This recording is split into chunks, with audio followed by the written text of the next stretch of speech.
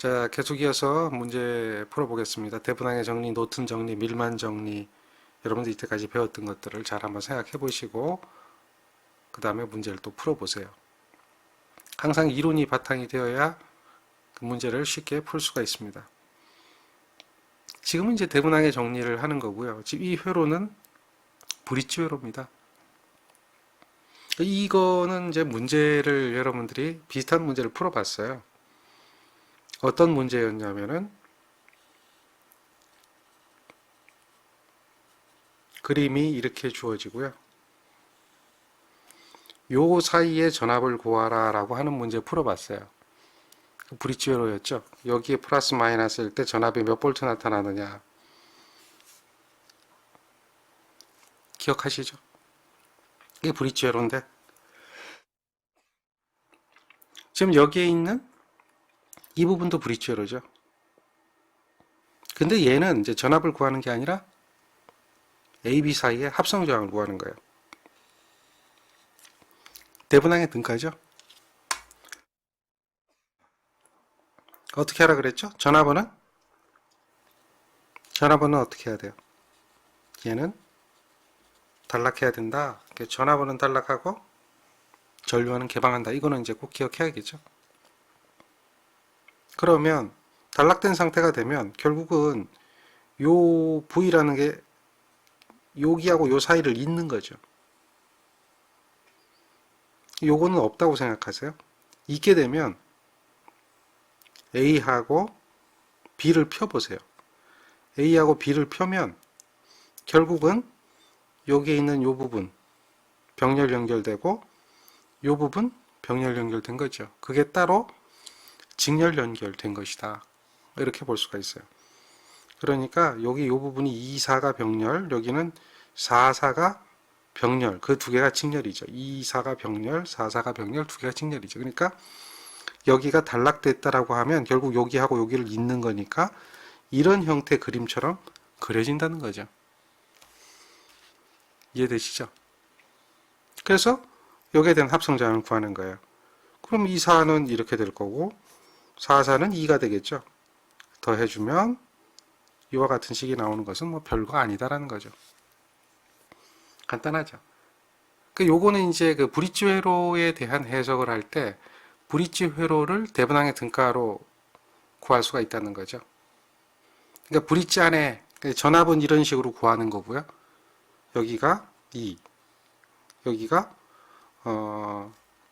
A점이라면은 여기 A점이라고 그럴까? 여기가 B점이라 그러면 A하고 같이 연결되어 있는 게 4잖아요. 그 다음에 여기는 4, 4잖아요. 그러면 여기에 전압강하 구하고 여기 전압강하 구해서 그 차만큼을 우리는 이제 그 두 부분의 전이라고 하죠. 그렇게 해서 그 브릿지 회로도 대분항의 등가로 만들어서 전류를 구할 수 있다. 근데 그까지 구하는 것은 굉장히 어려우니까 지난번처럼 이제 이렇게 전압을 물어보기도 하고 이렇게 이제 등가 저항을 물어보기도 하는 거죠. 뭐 별다른 얘기 아닙니다. 자, 이러한 전압과 전류가 비례한다는 것을 가장 잘 나타내는 법칙은 무엇이냐라고 물어보면 이건 뭐예요? 이거 아니라 그랬죠? 요게 가장 적합한 것이 되죠. 키르요프 법칙은 뭐 선형, 비선형 모두 다 적용이 되는 거죠. 대분항의 정리하고 쌍대 관계가 있는 것은 무엇인가? 서로 반대되는 관계는 밀만의 정리다. 노튼의 정리다. 보상의 정리다. 뭐 어느 거겠어요? 중첩의 원리다. 이거 아니죠. 보상 정리도 아니죠. 밀만은 중성점 전압이죠. 노튼 정리가 얘는 뭐라고 그랬어요? 전류원 등가라 그랬죠. 대분항의 정리는 뭐라고 그랬어요? 대분항의 정리는 전압원 등가라 그랬죠. 전류원 등가, 전압원 등가 서로 상반되는 관계다. 뭐 이것을 묻는 문제입니다. 그 다음에 두 그림은 서로 등가거든요. 여기서 이렇게 바꾸는 것을 우리는 뭐라고 해요? 전류원으로 등가하죠. 전류원으로 등가하는 것은 이거를 노튼 등가입니다. 노튼 등가를 하는데 뭐 전류 이거를 구하라는 얘기는 아니에요. 이건 이미 구해져 있어요.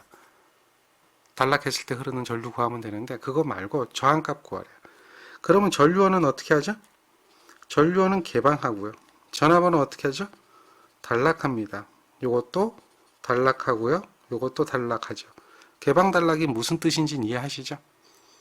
그러니까 여기 2가 두 개가 병렬이죠. 그럼 1이 될 거고 여기는 3과 1이 병렬이죠. 그러니까 3 더하기 1분의 3 곱하기 1이 되겠죠. 그 두 개가 더해지는 게 우리가 구하는 이 저항값이죠. 그러니까 1 더하기 얘가 얼마예요? 4분의 3이죠. 1 더하기 4분의 3. 요게 4분의 3이죠. 1 더하기 4분의 3이 우리가 원하는 값이 되고, 그러니까 4분의 4 더하기 4분의 3이니까 4분의 7이 되겠죠. 이것이 합성 저항 값이 되어지는 것이다. 이거 계산기 눌러보시면 금방 아시죠. 자, 지금부터는 여러분들이 이제 그 계산기 정도는 제가 충분히 누를 수 있다라고 이해해도 되겠죠. 뭐 계산기를 못 눌러서 답을 못 구한다. 그거는 좀 곤란하겠죠. 왜? 연습을 많이 했으니까. 그렇죠? 자, 다음은 이제 여기 얘가 A, B 사이의 전이차를 구하라 라고 물어봤어요. 그럼 얘는 지금 90도 누워 있지만 얘를 이쪽으로 90도 틀면 그림이 밀만의 정리하고 똑같아지는 거 아시죠? 그래서 밀만의 정리는 요게 30분의 1, 10분의 1, 30분의 1이 되고요. 그 다음에 30분의 5, 10분의 10, 30분의 5죠. 그래서 이와 같이 나타나는 것은 얘는 뭐 굉장히 쉬운 거죠. 단지 그림이 옆으로 누워있다 정도, 옆으로 누워있다 그런 정도로 여러분들이 이해하시면 되겠죠. 정리가 됩니까? 자, 그런데 이제 그런 건 뭐 굉장히 쉬운 건데 이런 문제가 나오면 이제 여러분들이 당황스럽게 하는 문제 중에 하나죠. 지금처럼 A, B 사이에 단자에 저항을 연결했어요. 여기에다가 R3를. 근데 R3가 5ohm짜리예요. 5ohm짜리. 얘네들은 지금 저항이 1ohm짜리고 2ohm짜리고 전압은 여기가 110이고 120짜리예요. 근데 5ohm짜리 저항을 여기다 연결했어요. 그랬을 때 이 A, B 사이의 전압이 얼마냐 이렇게 물어보는 거죠. 그럼 우리가 이제 밀만의 정리를 배운 것은 이게 없을 때를 배웠는데 얘가 생기니까 이상하네 이렇게 이제 이야기를 하게 되거든요. 그런데 어려울 거 하나도 없어요. 전압원은 어차피 단락 상태고 여기에는 전압원이 단락 상태로 있다라고 가정을 하면 되는 거예요. 근데 그 전압이 몇 볼트냐? 0볼트가 있다 이렇게 가정하면 그냥 끝이에요. 그러면 그대로 밀만의 정리예요. 그러니까 얼마야? 1분의 2분의 5분의잖아요. 1분의 1 더하기 2분의 1 더하기 5분의 1분의 다음에 어떻게 돼요? 1분의 110 더하기 얼마? 2분의 120 더하기 얼마? 5분의 0이에요. 5분의 0. 5분의 0은 그냥 0이죠. 그러니까 요거는 하나만 하죠.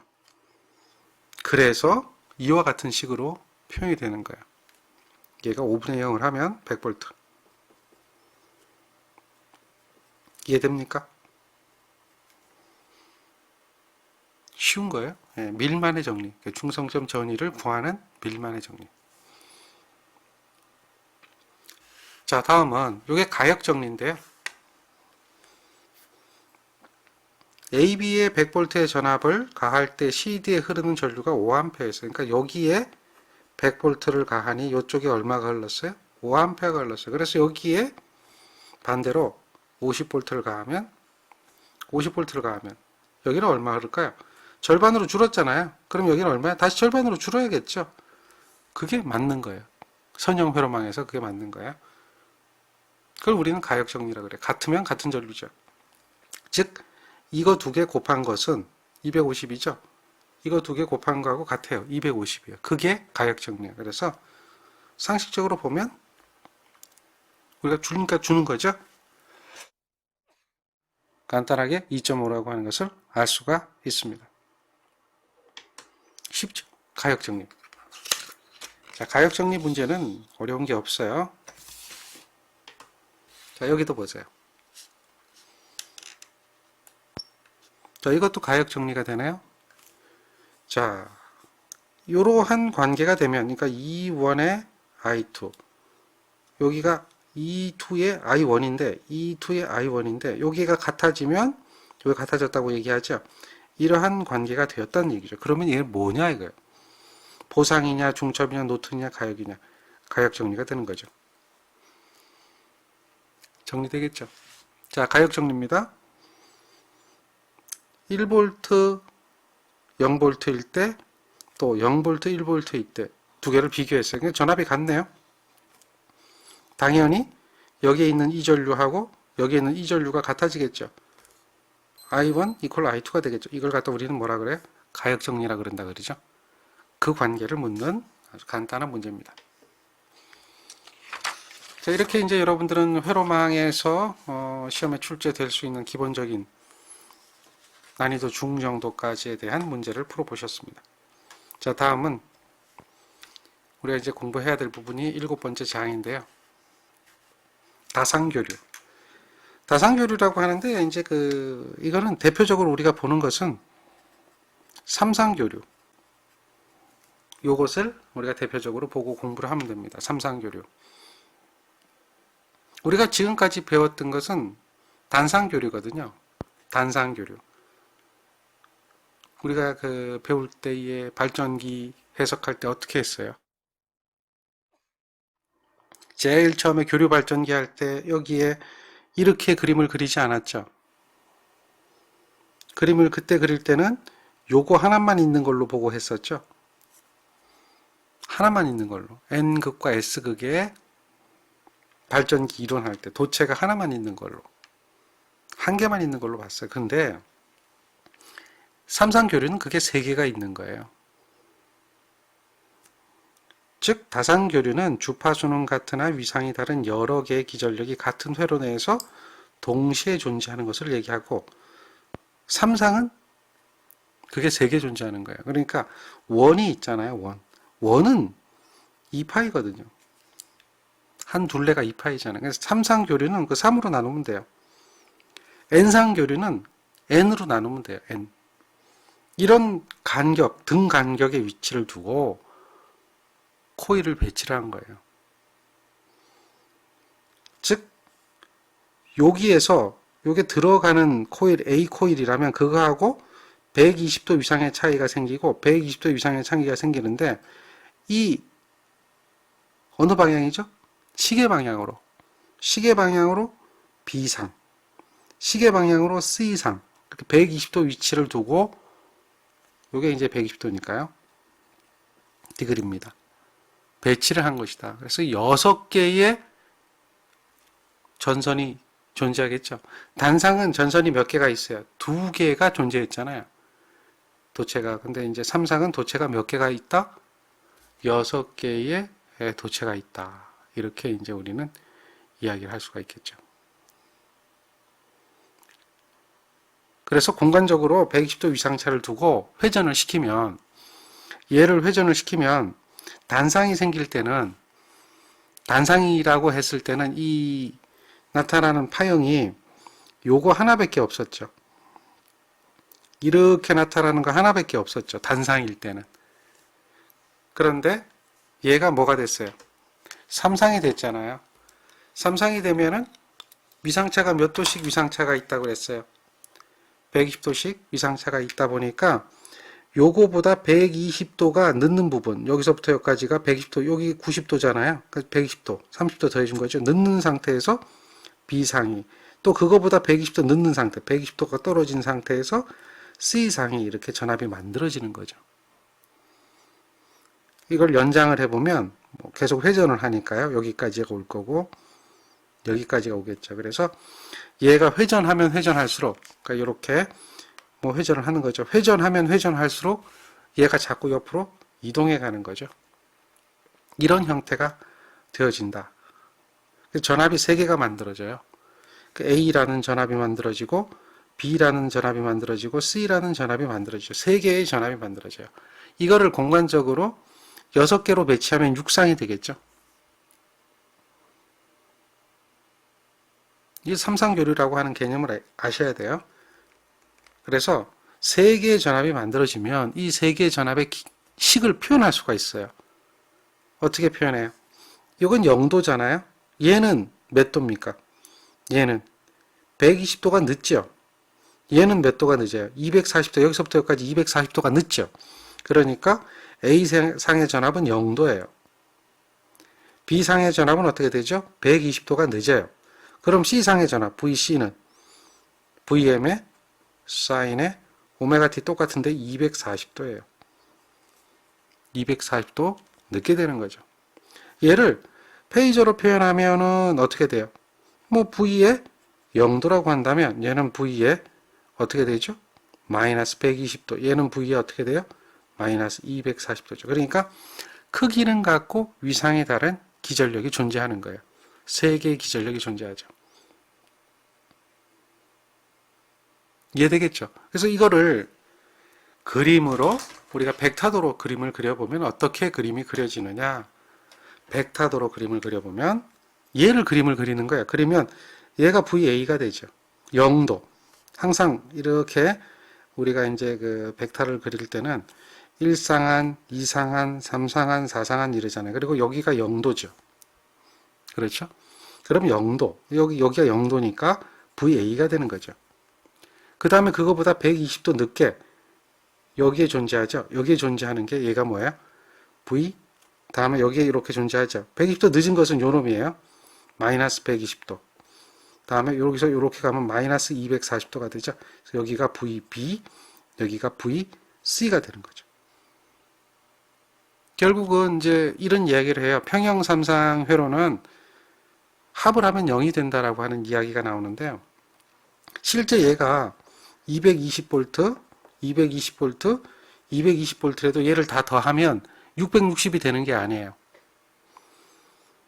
그게 0이 된단 말이에요. 이게 벡터니까 요거 두 개를 합을 하잖아요. 이렇게 평형 사변형의 법칙에서 요거하고 요걸 합을 하면 얘가 되죠. 그러니까 결국은 여기가 120도니까 절반이 잘라지면 60도가 되겠죠.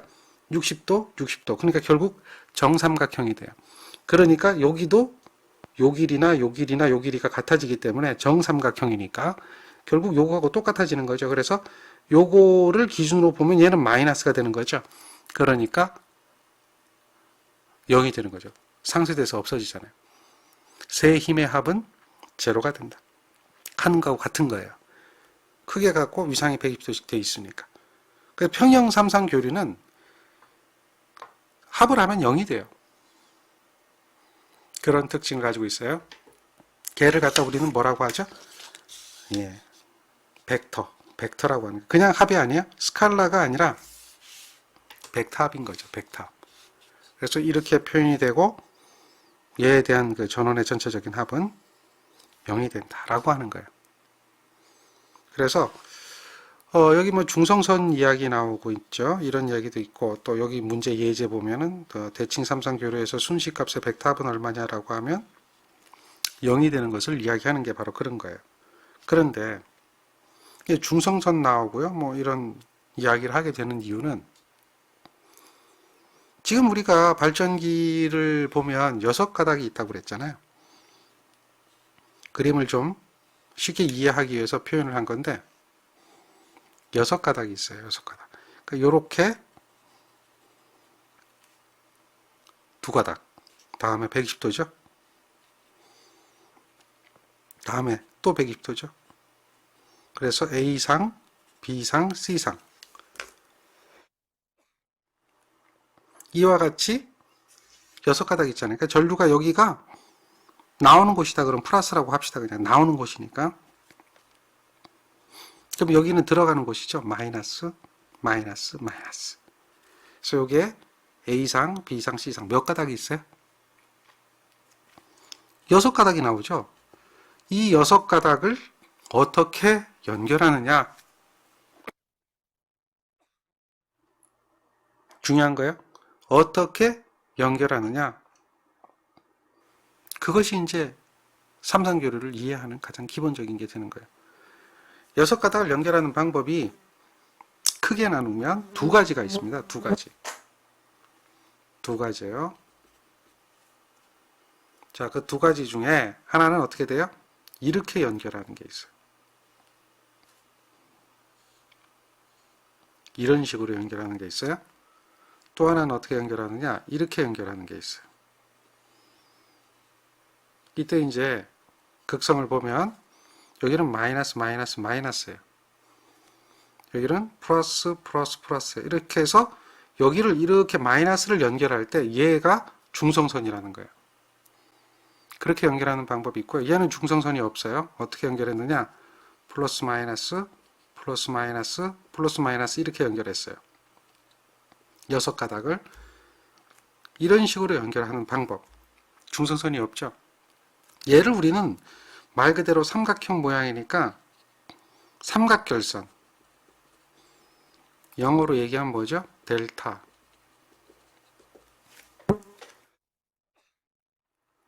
이해되겠습니까? 델타. 요거는 뭐죠? Y자죠? Y자. 그래서 Y결선. Y결선. 또 별 모양이죠? 스타결선. 이렇게 이야기를 해요. 그리고 이거 한자로 얘기하면 얘는 환상결선이라 그러고 이렇게 환이 생겼죠? 고리. 요거는 별 모양이다 그래서 성형결선. 이렇게 명칭을 불러요. 이해하셨습니까? 그래서 Y 스타 성형, 삼각 델타 환상 같은 이야기죠. 이렇게 얘를 이렇게 연결하기도 하고 이렇게 연결하기도 한다. 이해하겠습니까?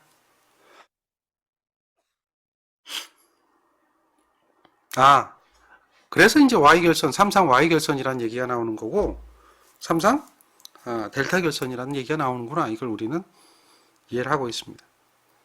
그래서 요거를 우리는 이제 대표적으로 뭐라고 하냐면 선이 4가닥이죠. 그래서 이런 방식을 삼상 4선식이라고 얘기하고요. 이런 방식은 삼상 3선식이라고 하는 거예요. 상이 3개에다가 선이 3개냐, 상이 3개에다 선이 4개냐. 그러니까 삼상 4선식은 중성선, 뉴트럴이 있는 거예요. 중성선이 있는 것이다. 그런데 벡터, 평형 삼상은 벡터 합을 하면 0이 되는 방식이에요. 그러니까 얘를 다 합하면 0이 돼서 중성선이 필요하지 않아야 돼요. 중성선이 필요하지 않아야 돼. 그게 뭐냐 이거야. 그래서 삼상 3선식, 중성선을 제거해서 삼상 3선식을 만들기 위해서는 조건이 어떻게 돼야 되냐. 그러니까 중성선의 전류가 흐르지 않아야 되는 거죠. 그러니까 평형이면서 불평형은 얘기가 안 되는 거예요.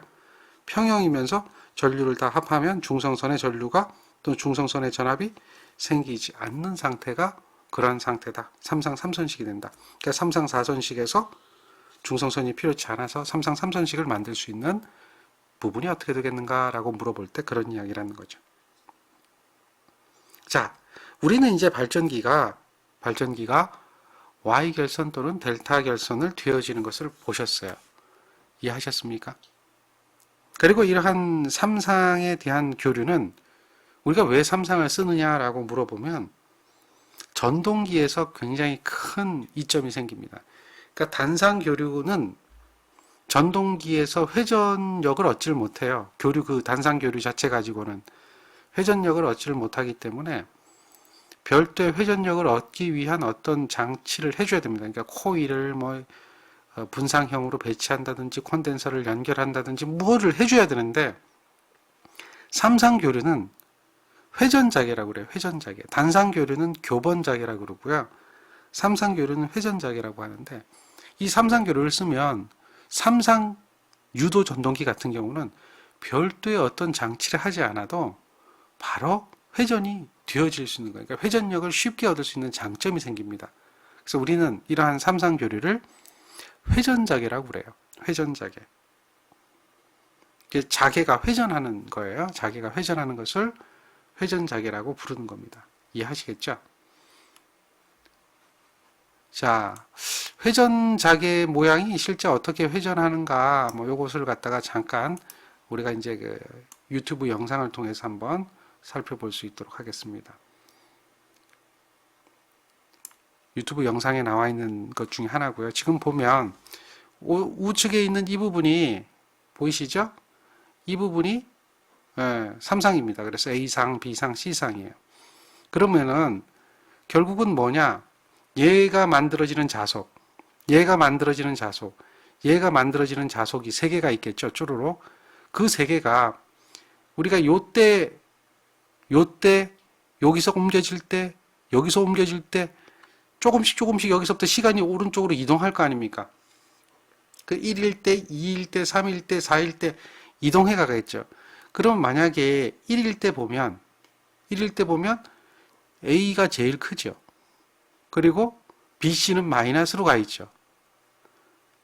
2일 때를 보면 요거는 뭐 A가 절반이고 다음 요거는 B가 절반이죠. C가 마이너스로 가 있죠. 그래서 요거는 플러스고 얘는 마이너스가 되잖아요. 그것들이 합이 되는 거예요. 잘 보세요. 어떻게 되는가. 그래서 여기서 시간이 지나면 얘네들의 자속이 A상, 그 A상의 자속은 이때 점점점 증가했다가 점점점 줄어들겠죠. B상의 자속은 점점점 마이너스로 증가됐다가 점점점 0으로 줄어들었다 다시 또 증가하겠죠. C상의 자속은 여기서부터 뭐 줄어들었다가 증가됐다 이렇게 하겠죠. 얘네들이 지금 여기 이 벡터에서 이 자속이 줄어들었다 커졌다 줄어들었다 커졌다 줄어들었다 커졌다 요게 3개의 자속이 있을 거예요. 이 3개의 벡터가 이 벡터와 이 벡터와 이 벡터가 합이 돼서 얘가 만들어져요. 얘가. 근데 이 크기는 이 B라고 하는 크기는 그대로 일정하게 되고요. 얘가 이쪽으로 움직이게 됨으로써 얘가 회전하게 됩니다. 그것을 보여주는 영상이에요. 한번 보세요.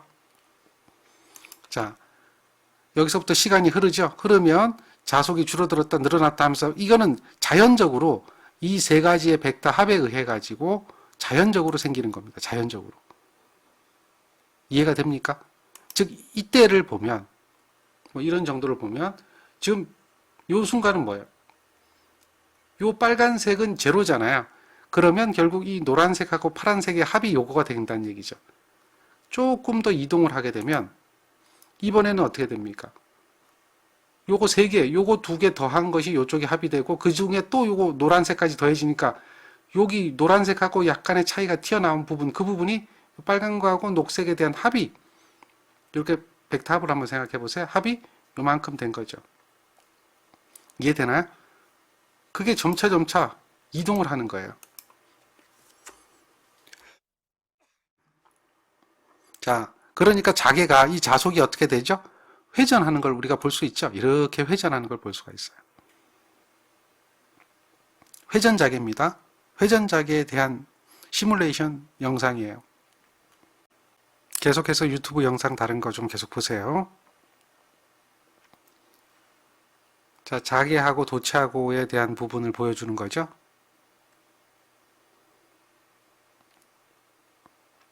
오래된 영상입니다. 그래도 여러분들 충분히 도움이 돼요.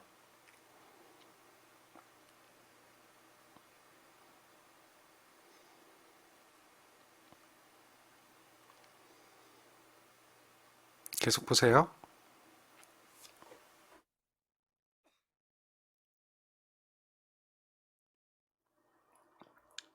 이 파형이 왜 나오는지 이해하시죠? 0도, 120도 위상차가 되어 있죠. 3개죠. 3개입니다. 3개. 그래서 3개를 만들려면 지금 자극이 3개 극이, 그러니까 하나의 코일에 자극이 몇 개가 들어가는 거예요? 2개가 들어가니까 3상이 되려면 자극이 몇 개가 돼야 돼요? 6개가 돼야 되겠죠. 얘는 이제 전동기에 대한 그 회전자개를 만들기 위한 원리예요. 회전자개인데 순차적으로 지금 3개가 들어갈까요? 요거가 따로 들어가죠. 그러면 돌아가면서 자극이 가는 거예요. 회전자개, 아까처럼 그 전원을 갖다가 공급해주면 회전자개가 되기 때문에 전동기가 이와 같이 회전한다는 것을 보여주는 거죠. 참 오래된 영상인데도 잘 만들었어요. 여기에 전동기에 사용이 되는 부분을 보여주는 거예요. 아, 여기 돌려주는 게 전동기가 이러한 곳에 응용이 된다. 지금처럼 뭐 우리가 저 선반이라고 하죠. 거기에 응용이 되기도 하고 회전하는 거니까 지금처럼 이 레이더에도 응용이 되기도 하고 하는 것을 보여주는 영상 중에 하나죠. 3상이라고 하는 것은 120도 위상차를 두면서 입력을 하게 되는 거고요. 지금은 이제 여기가 90도 위상을 두는 거죠. 90도 위상. 그럼 요거는 이제 단상이 되는 거예요. 단상. 3상이 아니라 단상 유도 전동기가 되는 거죠. 단상도 이렇게 위상차를 90도만큼 두면 역시 마찬가지로 그 안에서 회전자개를 얻을 수가 있어요. 그러니까 이 원리가 회전자계 이론이라고 그러는데 회전자계가 만들어진다. 이 단상은 원칙적으로는 이 하나만 위에 거 하나만 가지고는 이러한 현상을 만들 수가 없어요. 그렇지만 지금처럼 단상도 90도 이상차를 두면 회전자계를 얻을 수가 있다. 그래서 역시 모터로 활용할 수가 있다는 것을 보여주는 영상입니다. 계속해서 보면 이러한 것이 왔다 갔다 하잖아요. 오른쪽으로 회전하다가 왼쪽으로 회전하다가 하죠. 이거는 전동기 회전 방향이 반대가 되어야 되는 걸 의미하는데 그렇게 반대가 되기 위해서는 이 부분을 갖다가 교차해 버리는 거예요. 교차해 버리면 이 회전자계 방향이 반대가 되기 때문에 회전자계 방향이 반대가 돼요. 그러니까 역시 전동기 회전 방향도 반대가 된다는 걸 보여주는 거죠.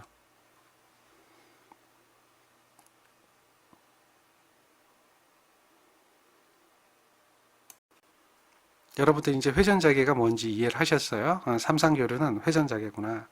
나중에 이제 전동기 원리에 이 부분이 쓰일 수밖에 없다라고 하는 겁니다. 아시겠죠? 자, 그러면 그러한 그 전원을 끄집어내는 방법이 Y결선과 또 델타 결선이 있다 그랬죠? Y결선과 델타 결선이 있다. 그 Y결선으로 연결할 때는 어떻게 연결하는가를 우리가 볼 수가 있어요. 그 그림을 그려놓은 것이 다음 페이지에 있습니다. 이렇게 보세요. 얘가 Y결선 연결이죠. 자, 여기서 이제 이 Y결선에서 여기 지금 N이라고 하는 부분이 중성선이 있는데 그걸 생략을 한 거죠. 요게 N입니다. N이 존재하게 되고요. 여기가 A상, 여기가 B상, 여기가 C상이 되는데요. 이때에 여기를 상이라고 불러요. 상, 단상, 삼상, 상이라고 불러요. 페이스, 상이라고 부르는데 그랬을 때에 바로 요 부분 VA라는 전압을 우리는 뭐라고 부르느냐면 상에 걸리는 전압이다 라고 해서 상전압이라 불러요. 그리고 여기서 A상에서 나가는 이 전류를 얘를 뭐라고 하냐면 상전류라고 불러요. 상전압, 상전류. 그런데 전압은 이 상전압이라고 하는 것은 N하고 A 사이에 걸리는 전압이죠. 요 N하고 A 사이에 걸리는 전압을 상전압이라 부르는 거예요. N하고 A 사이에 걸리는 전압이죠. 마찬가지로 N하고 B 사이에 걸리는 전압, N하고 C 사이에 걸리는 전압, 이런 전압을 무슨 전압이라고 그래요? 상전압이라고 그래요. 그런데 그 전압은 N하고 A 사이에만 걸리는 게 아니라 A와 B 사이에도 걸리고요. B와 C 사이에도 걸리고요. C와 A 사이에도 걸리죠. 이런 전압을 부를 때 우리는 뭐라고 부르냐면 얘를 뭐라고 하죠? 선이라고 하죠. 선. 그래서 선과 선 사이에 있다고 해서 이 전압을 선간 전압이라 불러요. 그리고 선에 흐르는 전류죠. 요거는 여기 말고요. 여기 흐르는 전류. 얘를 갖다 뭐라고 불러요? 선전류라고 해요. 선간전류라고 안 하고요. 선전류. 선과 선 사이니까 사이 간자를 써서 선간 이렇게 얘기하는 거예요. 선간전류. 그렇게 명명을 하죠. 그러면 여기서 우리는 이제 이런 것을 볼 수가 있어요. IA하고요. I1하고는 같다는 것을 우리는 알 수가 있어요. 왜? 같은 선이니까요. IB하고 I2하고도 같고요. IC하고 I3하고도 같다는 걸 우리는 알 수가 있죠. 그렇죠? 근데 이제 전압은 달라요. VAB라고 하는 전압은 VA라는 전압과 VB라는 전압의 합으로 될 거예요. 여기 사이에 걸리는 전압, 여기하고 여기 사이에 걸리는 전압을 묻는 거죠. 그러면 결국 요거하고 요게 합이 되는데 여기가 뭐가 돼 있어요? 마이너스로 돼 있다는 거죠. 그래서 합이 되는데 마이너스로 돼 있다는 거죠. 마이너스로 합이 된다는 거예요. A상을 기준으로 하면 B상은 마이너스 돼 있는 거죠. 마찬가지잖아요. B하고 C하고 사이의 전압도 요거하고 요거의 합이 되는 거죠. 이렇게 가니까 요 전압 합이죠. 합이 되는데 마이너스 돼 있죠. 하나가 반대가 돼야 되겠죠. 마찬가지로 C하고 A 사이의 전압도 동일해요. C하고 A 사이의 전압은 여기하고 요 사이죠. 그러니까 요거하고 요거의 합인데 부호가 반대가 돼 있죠. 마이너스가 돼요. 그래서 얘는 선간전압이고 얘는 상전압인데 상전압인데 그것들의 합이다. 얘네들은 전부 뭐예요? 벡터입니다. 벡터입니다. 그래서 결국은 무슨 얘기냐면 이런 벡터도가 나오는데요. 이 벡터도는 어떤 거냐면 원래 이거죠. A상의 전압, B상의 전압, C상의 전압이 있는 거예요. 그런데 AB, 이건 이제 VA가 되겠죠? VC가 되는데 AB라고 하는 전압은 VA하고 VB를 더해줘야 되는데 VB가 마이너스 돼야 돼요. 그러니까 VA하고 VB를 더해줘야 되는데 VB가 마이너스 되니까 마이너스는 이렇게 돼야 되겠죠. 이게 마이너스 VB야. 그래서 마이너스 VB하고 VA하고를 합을 하면 평형사변형의 법칙에서 요거를 요렇게 있는 이 전압이 VAB가 되겠죠.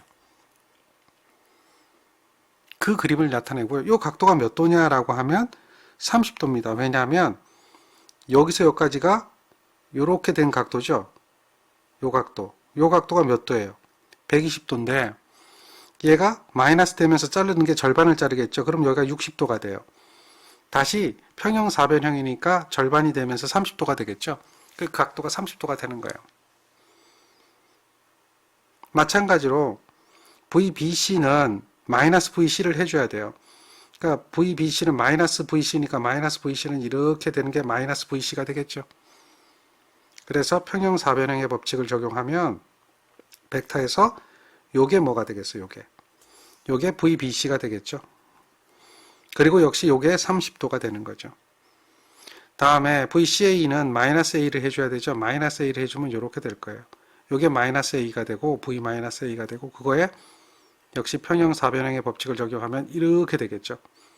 요게 벡터가 되는데 요게 VCA가 되죠.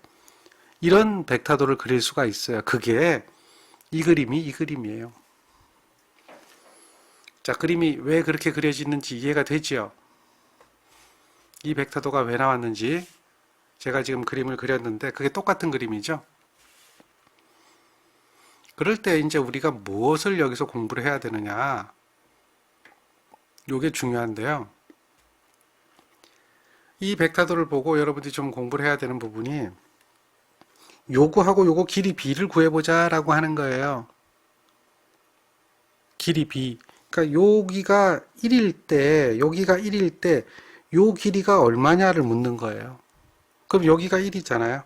여기도 1이잖아요. 그럼 여기 30도면 여기도 30도고 여기가 120도인데, 그랬을 때 요게 1일 때 요게 얼마냐, 얘 길이가 얼마냐, 이거를 보는 거예요. 그걸 구하려고 하면 이렇게 하시면 되죠. 여기에서 이 수직선을 내려 그려요. 수직선을 그리면 자, 여기가 2등분이 돼 있죠. 똑같은 길이가 두 개가 만들어져요. 수직 2등분이 될 거예요. 그랬을 때 여기에 직각삼각형이 만들어지게 되겠고요. 직각삼각형이 만들어지겠고 요 각도가 30도니까 여기서 여기까지 길이는 직각삼각형에서 구할 수가 있어요. 빗변에 대한 무슨 성분이죠? 코사인 성분이죠. 여기가 직각이니까요. 코사인 30도였죠. 그러니까 1이라고 한다면 빗변이 1이라고 한다면 1 코사인 30도가 되는데 그게 여기만 있는 게 아니라 여기 또 있지요. 곱하기 2배가 돼요. 그러니까 루트 3이 되죠. 즉 다시 말해서 VA하고 VB 사이에는 무슨 관계가 있다? 그 길이 크기 B를 구해보니까 몇 배 관계가 있다? 루트 3배 관계가 있다라고 하는 것을 우리는 알 수가 있습니다. 이해됩니까? 루트 3배요. 아, 성간전압이 상전압보다 루트 3배 크구나라고 하는 것을 알 수가 있고요. 위상은 30도 앞서는구나라고 하는 것을 알 수가 있는 거죠. 그래서 성간전압과 상전압의 관계가 나오는데 루트 3배라는 관계를 찾아낼 수가 있는 겁니다. 그리고 위상은 30도 앞서는 거죠. 되겠습니까? 성간전압이 상전압보다 얼마나 커요? 루트 3배 크고요. 다음에 위상은 어떻게 된다? 30도 앞선다. 이거는 Y결선에서 얘기하는 거예요. 델타 결선이 되면 또 다릅니다. Y결선에서 그와 같은 걸 우리는 알 수가 있죠. 그래서 이게 얘는 선간이라는 거예요. L, 라인, 선간. 얘는 페이스, 상. 이렇게 하면 돼요. 상. 상보다는 루트 300 크고 위상은 30도 플러스 돼 있죠. 그리고 전류는 같아요. 같기 때문에 선전류나 상전류는 똑같다는 거죠. Y결선에서는 여러분들이 꼭 기억해야 되는 이야기가 전류는 같고요. 같을 수밖에 없고요. 같은 선이니까. 그러나 전압은 루트 300 관계가 있다라고 하는 것을 우리는 알 수가 있습니다. 요걸 꼭 기억해야 돼요. Y결선. 되겠습니까?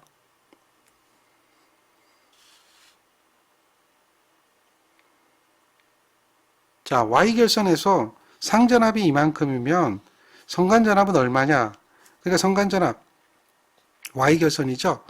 성간전압을 VL이라고 하잖아요. 이 VL이라고 하는 것은 어떻게 돼요? 루트 300 VP가 되니까 루트 3배다 얼마요? 100이라고 하면 173.2V가 되겠죠.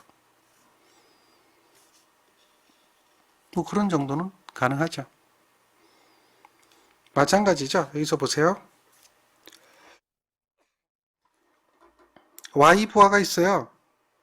이건 이제 부하를 Y 연결했어요. 요거 임피던스죠. 임피던스죠. 그러니까 뭐 그림이 이렇게 그려져 있는데 이렇게 저항하고 코일이 있는 이것을 세 개를 이렇게 연결한 거예요. 세 개를. Y로 연결한 거예요. 그러면 여러분들이 아셔야 되는 게 여기의 전압은 선간전압이죠. 요 사이의 전압, 선간전압이죠. 이 선간전압을 200V를 가한 거예요. 요 사이에 200V를 가한 거예요. 이해됩니까? 그러면 요거 하나에는 전압이 얼마 걸릴까요? 요거는 무슨 전압이 되죠?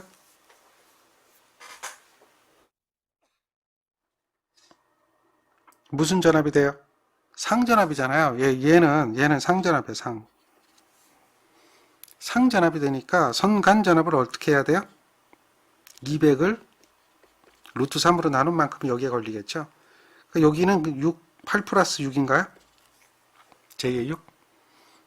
그러니까 여기 이렇게 흐르는 전류를 구할 수가 있어요. 이 전류는 어떻게 구해져요? 얘는 8 플러스 J의 6이 되고요. 거기에 요게 걸렸잖아요. 요게 200을 루트 3으로 얘를 구하는 거죠. 계산기 그냥 누르면 나와요. 11.5. 물론 이제 크기를 구해야 되니까 계산기 누르면 A 플러스 J의 B의 형태가 나오니까 그때 뭘 눌러야 돼요? Shift 2번, 3번 눌러서 크기로 바꿔주면 되겠죠. 어렵진 않잖아요. 이런 게 Y결선이에요.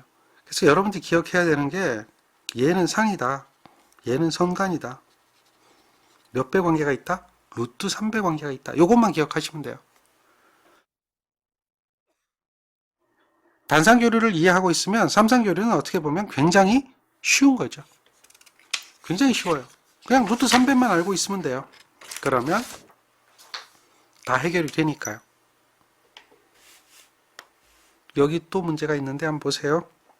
임피던스가 요래요. 부하 전류가 10A래요.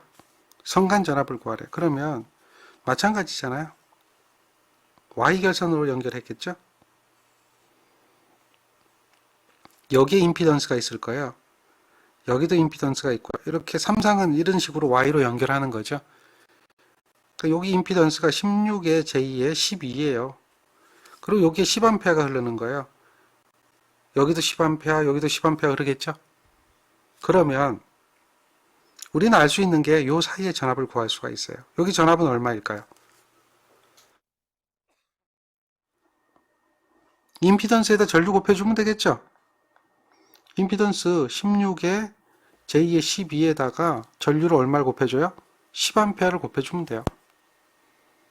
그런데 우리는 여기서 뭘 구하라 그랬어요? 선간전압. 얘는 상전압이잖아요. 그러니까 여기에 몇 배를 해줘야 돼요? 루트 3배를 해줘야 돼요. 루트 3배. 그래야 선간전압이 나오죠. 얘를 구하면 돼요. 이해되죠? 간단해요. 자, 보세요. 루트 3배에다가 왜 하는지 알죠? 그 다음에 12, 16, 10인가요? 16 더하기 12 이렇게 하면 되겠죠? 거기다 전류가 10A 흐른다 그랬죠? 전압강압 구해서 루트 3배 해주는 거예요. 자, 복소수로 나오니까 Shift 2번, 3번 눌러주면 변환이 된다 그랬죠? 346 되나요? 요거 간단해요. 그러니까 이런 형태로 여러분들은 해석할 수가 있어요. 됩니까? 자, 델타 결선도 똑같아요. 그 델타 결선도 명명을 해주면 되는데요. 요거는 VA죠. 이거는 뭐야? 상. 자, 여기 VAB죠. 요 선. 근데 잘 보세요. 선간 전압이나 상전압은 델타에선 같아요. 왜 그러냐면 요렇게 보세요. 같죠? 같을 수밖에 없죠. 여기 걸리는 전압이 당연히 뭐예요? 여기 걸리는 전압하고 같겠죠. 그럴 수밖에 없잖아요. 델타 결선이니까. 그런데 차이가 생겨요. 델타는 여기를 보세요. 여기를. 요렇게 흘러 들어오는 전류, 요렇게 흘러가는 전류죠. 이거 IC라 그래요. 또 요렇게 흘러가는 전류 있는데 요 전류가 이렇게 되죠. I1이 돼요. 그러니까 결국 뭐냐? 이 전류하고 이 전류의 합이 이해가 되는 거죠. 근데 I1이라는 전류는 결국 무슨 얘기냐? IA라는 전류하고 IC라는 전류의 뭐예요? 마이너스예요. 방향이 반대니까. 원래는 이렇게 돼야 되겠죠. 근데 그거의 반대거든요. 마찬가지죠. 여기 I2라는 전류도 여기에 있는 이렇게 흘러가는 IA라는 전류하고 IB라는 전류인데 IB의 마이너스 IA가 되겠죠. I3라는 전류는 이렇게 흘러가는 전류인데 이거는 IC에다 마이너스 IB가 되겠죠. 이게 마이너스 IB니까. 그런 식으로 전류가 이와 같이 되는 걸 구할 수가 있죠. 이해되겠죠? 얘를 역시 벡터로 그림을 그리는 겁니다. 벡터로 그림을 그리는 거예요. 그림을 그리면 잘 보세요. 이게 전류가 전압은 똑같으니까 신경 쓸 거 없지만 전류는 120도 위상차가 있는 이런 평형 3상의 전류인데 여기 IA가 되고요. 여기 IB가 되고요. 여기 IC가 되는데 자, 여기 이제 I1이라는 전류를 보면 마이너스 IC가 되죠. 그러니까 마이너스 IC를 하면 이렇게 나와요. 얘가 마이너스 IC가 돼요. 그래서 요걸 두 개를 합친 게 이렇게 합친 거죠. 이와 같이 되는 거거든요. 요게 이제 I1이 되는 거죠. 이해되겠습니까? 여기가 몇 도? 30도. 이런 형태로 그림을 그려주는 거예요. 이거 같으면 I2는 마이너스 IA, IB죠. IB에 마이너스 IA면 이렇게 올 거 아니에요. 얘가 마이너스 IA가 되고 요거하고 반대가 되겠죠. 이렇게 해서 평형 사변형 그리면 요게 I2가 되겠고 다음에 I3는 마이너스 IB죠. 마이너스 IB는 이렇게 갈 거 아니에요. 그래서 그 두 개의 평형 사변형 그리면 이런 형태가 되겠죠. 얘가 I3가 되겠죠.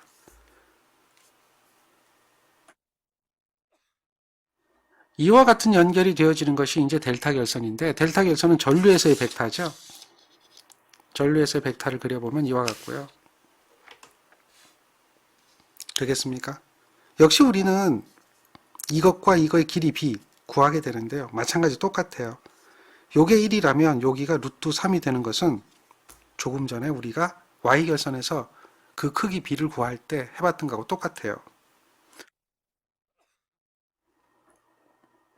이 30도는 뒤지죠? 얘 상전류, 얘가 선전류인데 30도가 뒤지죠? 그런 벡터도를 볼 수가 있어요.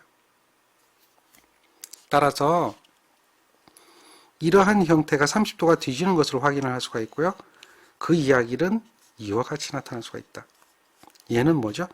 선전류, 얘는 뭐예요? 상전류. 30도가 늦고 크기는 어떻게 된다? 루트 3배만큼 선전류가 크다. 전압은 어떻죠? 델타에서는 같을 수밖에 없다는 거 우리가 알고 있기 때문에 선전류하고 상전류 같다라는 거예요. 선전압하고 상전압이 같다라고 하는 그러한 관계를 이해할 수가 있죠.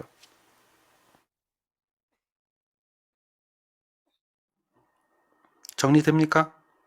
요게 중요한 거예요. Y결선과 델타 결선에서의 가장 중요한 점입니다. 쉽죠? 예, 쉬워요. 여기까지 하고 잠깐 쉬었다 계속하겠습니다.